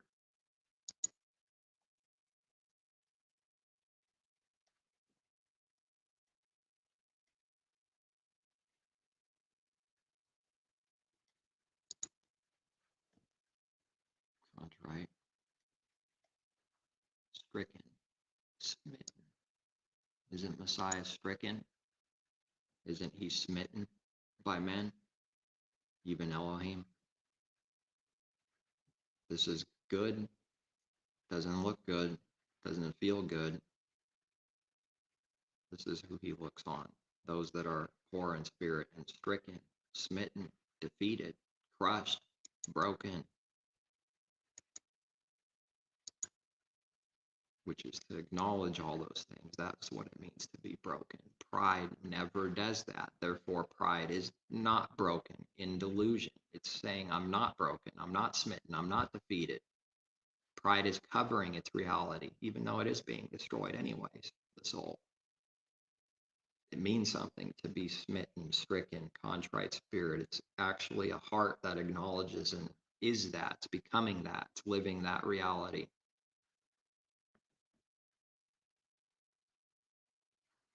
I will choose their delusions and bring their fears on them. Because when I called, no one answered. When I spoke, they did not hear, but they did evil before my eyes and chose that which I did not delight. Hear the word of Jehovah, you who tremble at his word. Your brethren who hated you, who cast you out for my name's sake, said, let Jehovah be glorified, that we may see your joy, but they shall be ashamed.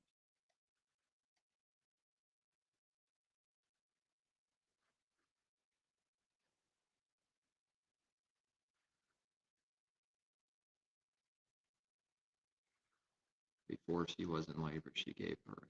Before her pain came, she delivered a male child. Who has heard such a thing? Who has seen such things? Shall the earth be made to give birth in one day? Or shall a nation be born at once? For as soon as Zion was in labor, she gave birth to her children. Shall I bring to the time of birth and not cause delivery, says Jehovah? Shall I, who cause delivery, shut up the womb, says your Elohim?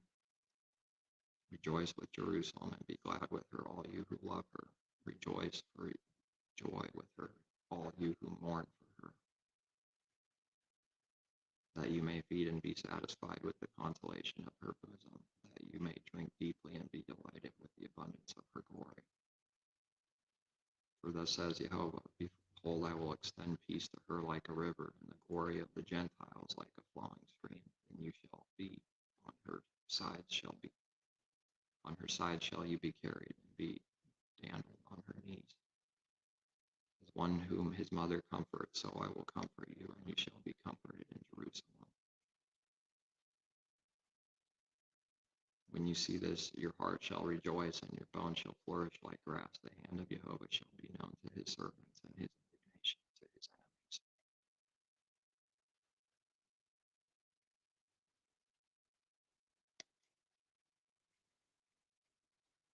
Messiah say about Jerusalem? Okay, I thought I hit the screen off, but Jerusalem still exists, yet it doesn't.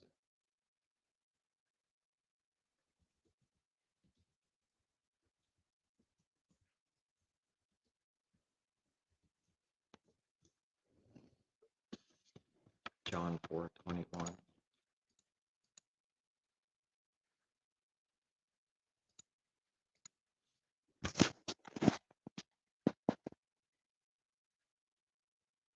Our fathers worshipped on this mountain, and you Jews say that in Jerusalem is the place where one ought to worship. Yahushua said to her, Woman, believe me, the hour is coming when you will neither on this mountain nor in Jerusalem worship the Father. He's speaking of carnal Jerusalem. He's speaking of literal location, Jerusalem. And yet Jerusalem exists. It's invisible. It's in heaven. It's a heavenly city. We read a heavenly country. You worship what you do not know. We worship what we know what we worship, for salvation is of the Jews, the spiritual Jews. But the hour is coming, and now is, when the true worshipers will worship the Father in spirit and in truth. And truth, for the Father is seeking such to worship him. Elohim is spirit, and those who worship him must worship in spirit and truth.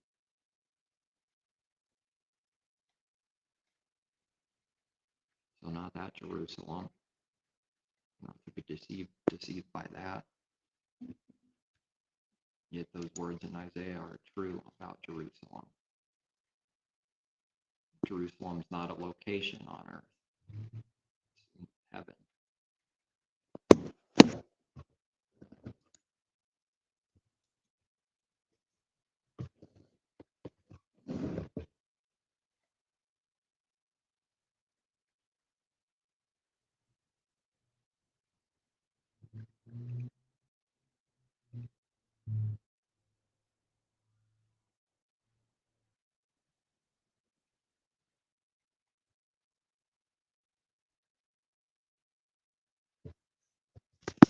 And the Master will deliver me from every evil work and preserve me for his heavenly kingdom.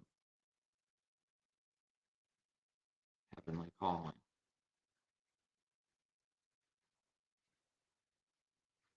Serve the copy and shadow of the heavenly things, as Moses was divinely instructed when he was about to make the tabernacle.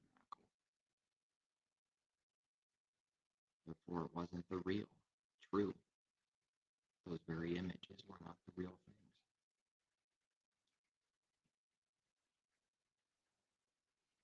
But now they desire a better, that is, a heavenly country. Therefore, Elohim is not ashamed to be called their Elohim, for he has prepared a city for them, Jerusalem. But you have come to Mount Zion. What?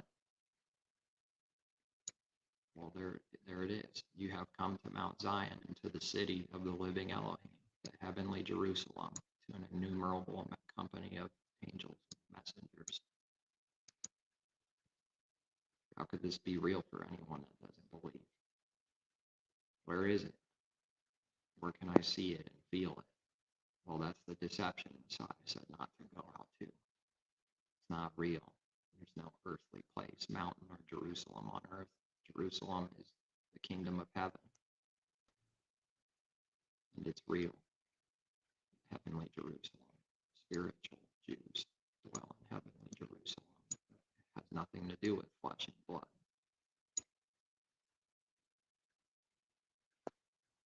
That doesn't matter.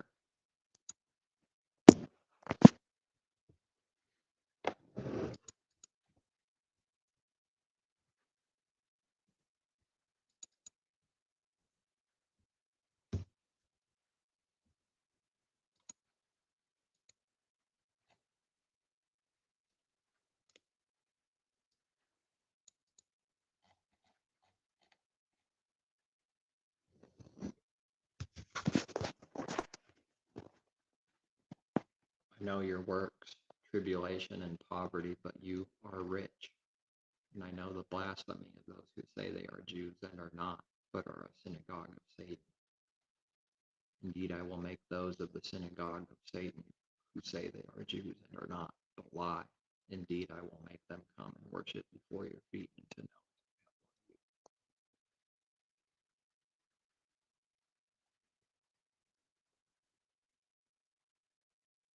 Man doesn't know what Jew and Gentile means unless he's learning from the Creator what it means. Spiritual seed of Abraham is not the spiritual seed for some donation, some wicked money donation giving thing, sowing the spiritual seed, corrupting every word.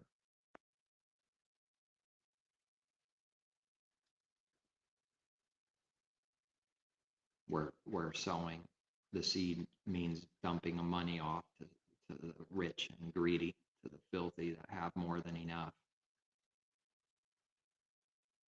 that are far from carnal, literal beggars, and yet they are beggars and they're poor and they're broken and they have nothing. But those that have nothing are rich. Those in tribulation for his name's sake, in poverty, but you are rich.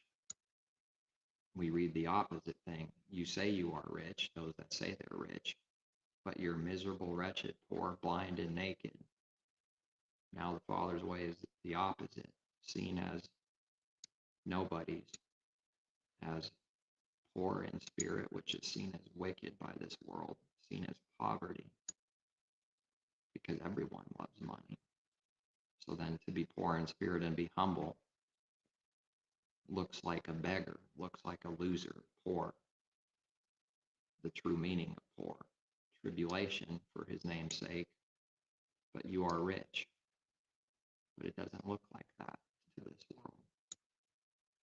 And it's a blasphemy for those to say they are Jews, believers, true spiritual Jews, believers, and are not, but are a synagogue of Satan. Look what someone is if they aren't. It's black and white. If they're not, they are of the synagogue of Satan. That's pretty strong. Who are the synagogue of Satan? All of Jerusalem that was crushed and destroyed. Every stone crumbled down as Messiah warned would come on them.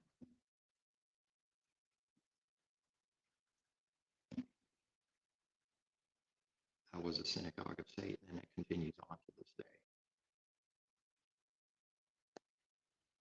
The spiritual wicked seed that continues. That's of the devil, of that old serpent.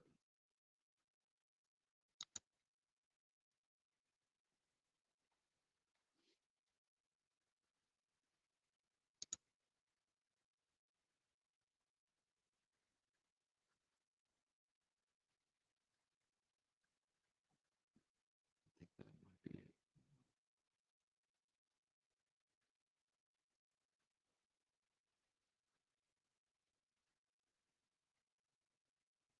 Messiah does good works on what they thought was Sabbath, not knowing what Sabbath is, not learning what it is. They wanted to kill him for it, doing good, for healing.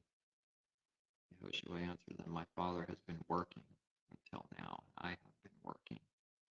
This is blasphemy to the carnal man's ears. He has no clue what Messiah is talking about and assumes that they know. They have to literally think and believe that Messiah is saying out of rebellion, I'm working on the Sabbath, and he's not doing that. That's what they do. That's what they think of it. That's what they force themselves to believe and think of it, because they cannot deny themselves. They cannot believe that they're the ones in the delusion. They're the ones that are frauds and doing evil and lying to people every day, the rest of their life. They cannot acknowledge that. So they have to believe Messiah is doing what they do. They work on Sabbath. They're always working and never resting on Sabbath. They're always doing their own works. But they think Messiah is saying that now by saying, my Father has been working now and I have been working. Therefore, the Jews sought all the more to kill him, because he not only broke the Sabbath, this is speaking of what they say he did. He didn't break the Sabbath. They don't know what it means. They don't know what rest is from your own filthy works. They break it every literal minute of every literal day as long as they're in unbelief. Every second of every day, they break it.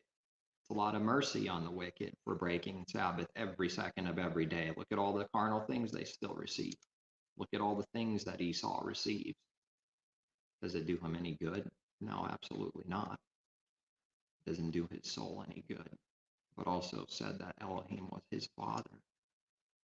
This is wicked to them. In reality, when the test comes for these fake believers that are leaders of religion, that are Pharisees and the religious people of that day, when the test comes to see what they really believe and think of the truth, they murdered him.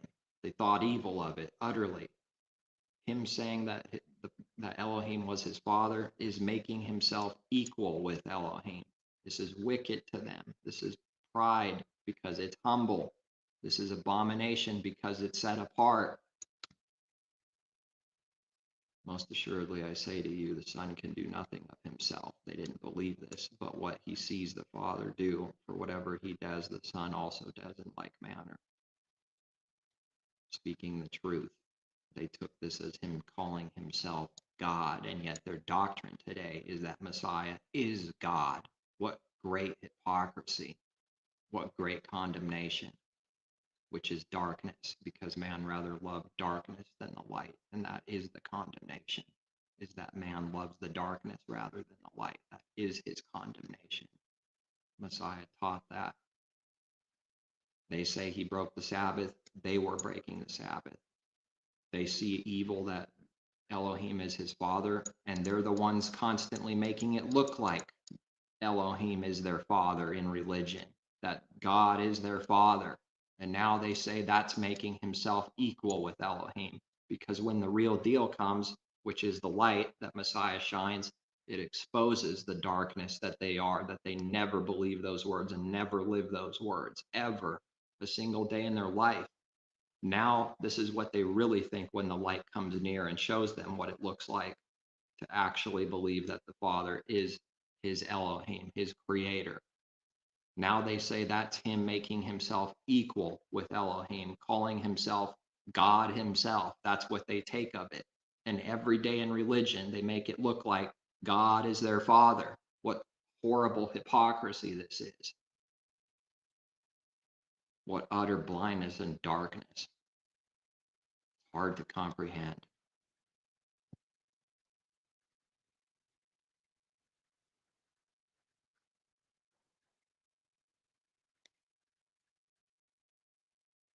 What does it mean to be passed from death into life? Well, the religion wouldn't know because they're in death. It takes life to know what death is. What does a dead thing know? It's dead. But the dead will hear the voice of the Son of Elohim, and those who hear will live. For as the Father has life in himself, so he has granted the Son to have life in himself, and has given him authority to execute judgment also, because he is the Son of Man. Do not marvel at this, for the hour is coming in which all who are in the graves will hear his voice and come forth, those who have done good to the resurrection of life, and those who have done evil to the resurrection of condemnation. I can of myself do nothing. As I hear, I judge, and my judgment is righteous, because I do not seek my own will, but the will of the Father who sent me. Man, being the judge, is only seeking himself, looking at himself, shining a light on himself like Moses, wanting to be this prideful false light that is actually darkness, that Messiah said. What if that light in you is darkness? How great that darkness. They can't see any of these things. They constantly condemn him for what they really are themselves, and Messiah is not. Because he does not seek his own will. They don't know what that is. They always seek their own will. When they pray, they're seeking their own will. When they ask God for things, they're speaking and seeking their own will and their own desires they want. What a confusion that is, too, because that looks at something like praying to the golden calf you made with your own hands. What can it do for them?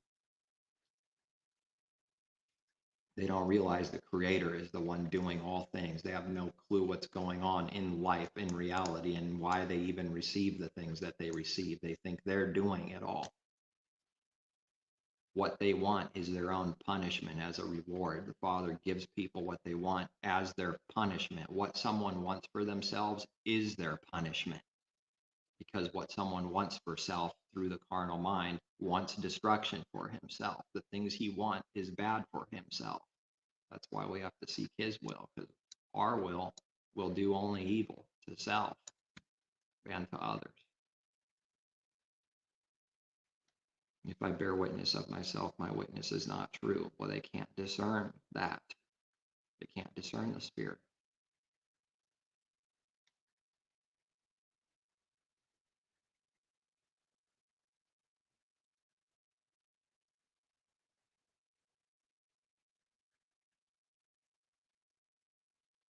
The very works that I do bear witness of me, that the Father has sent me. That's the proof in reality. What works someone does is the proof that the Father has sent them, is working in them. His works proved it. The very works that he does bear witness of me, that the Father has sent me.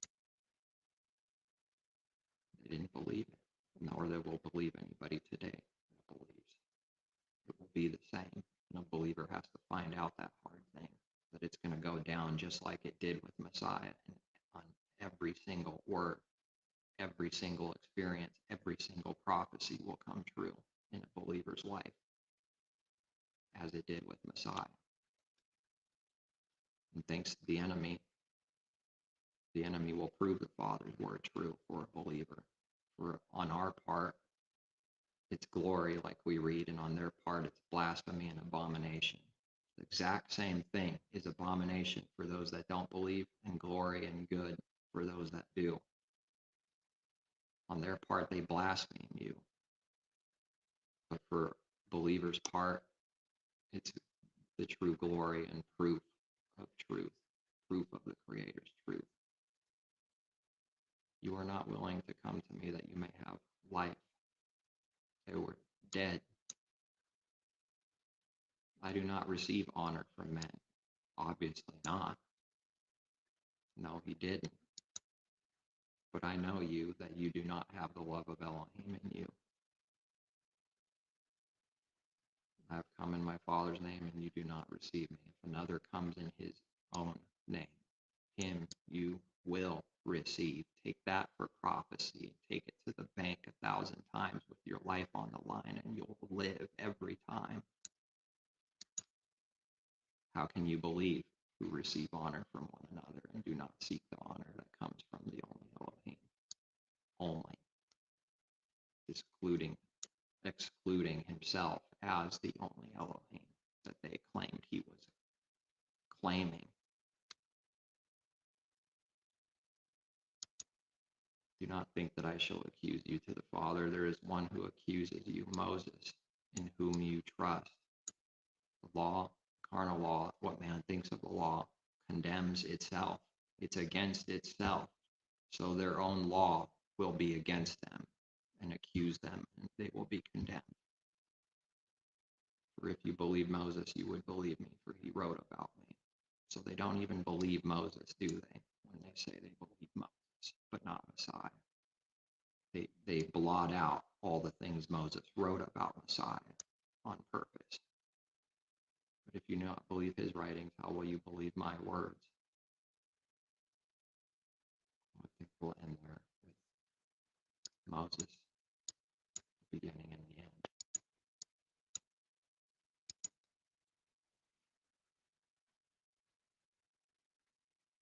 Moses, man in whom you trust. You don't trust in the Father, you trust in man. Massive difference. Messiah fully trusted the Father and not Moses, not man, not anyone except the Father he trusts only.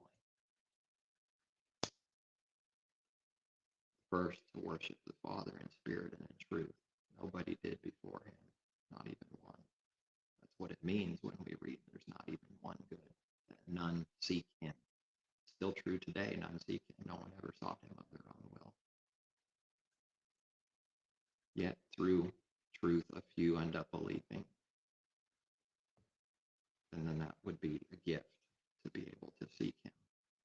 Because destruction and misery is the only thing that's left in the way of the grave, sheol, death, which is seeking self-will, trying of self, doing of self, working of self, not of faith at all.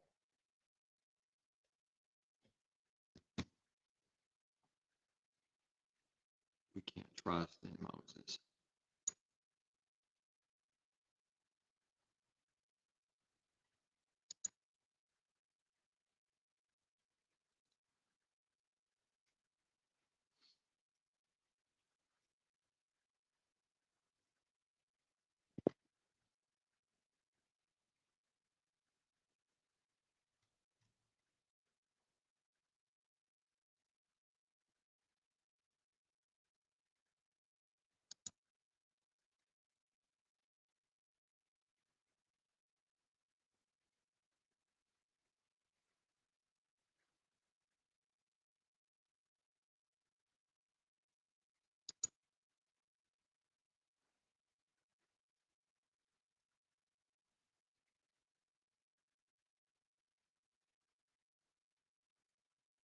Why would the Jews seize someone that's speaking the truth to the Gentiles, that they should repent, turn to Elohim, and do works befitting repentance? For these reasons, the Jews seized me in the temple and tried to kill me. And it goes on. For what? For doing what they create the image of every day. How are they attacking what they claim and make it look like they do? Because they're seeing the light. They're seeing the real works. They're seeing the real works of what they only cast an image for and never do in their heart. They don't want anyone to repent. If they did, they wouldn't try to kill someone that's actually wanting others to repent and doing the good work. Wanting to kill someone and attack someone and do evil to someone is proof that they themselves don't ever want anyone to repent. Yet 5 minutes ago, they were preaching repentance. This is the religion wanting to kill the true believers.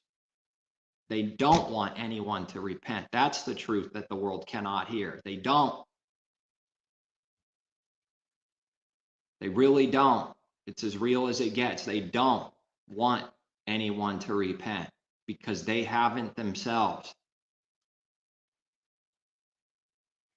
They wouldn't want to kill someone that wants that, that's doing that, that's speaking the truth.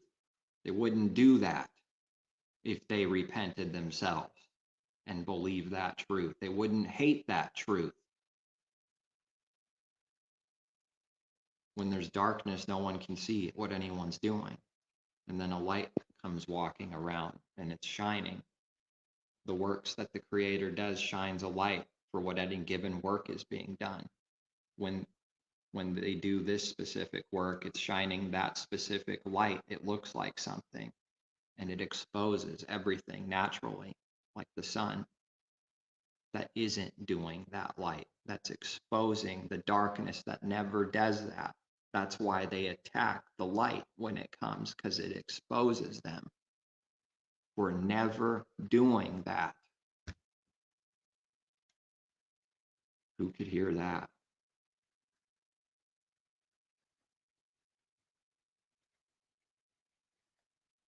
What a hard reality.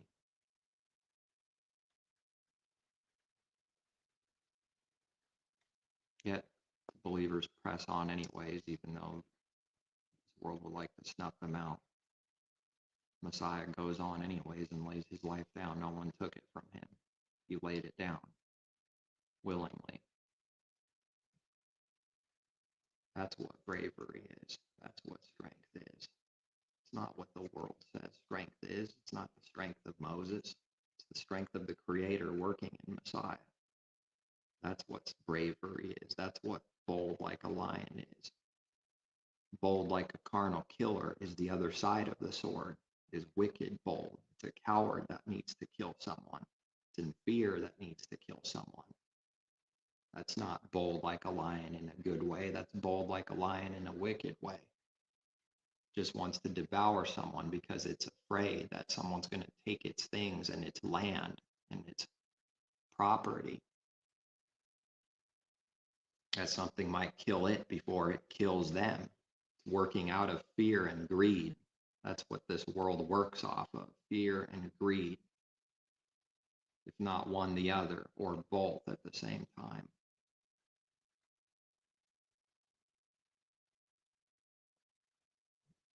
Prideful never need help from Elohim.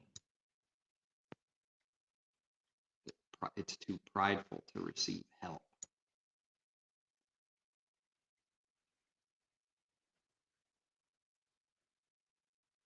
That the Messiah would suffer, that he would be the first to rise from the dead and would proclaim light to the Jewish people and to the Gentiles. The firstborn from the dead, the first to rise, the first to have the Father's life in him, the first to rise and stay alive also, but the first to have the true life, to be raised from the dead. Because man is dead in Adam. In Adam, all die. In Adam, everyone's already dead. To be alive is to have the Father's life, which can't be sold or bought, which can't be some cheap image to sell and buy. It can't be compared to money or anything that someone thinks is valuable in this world. It can't be explained. It can't be valuable to the one that never had it or has it. It's only valuable to those that have it.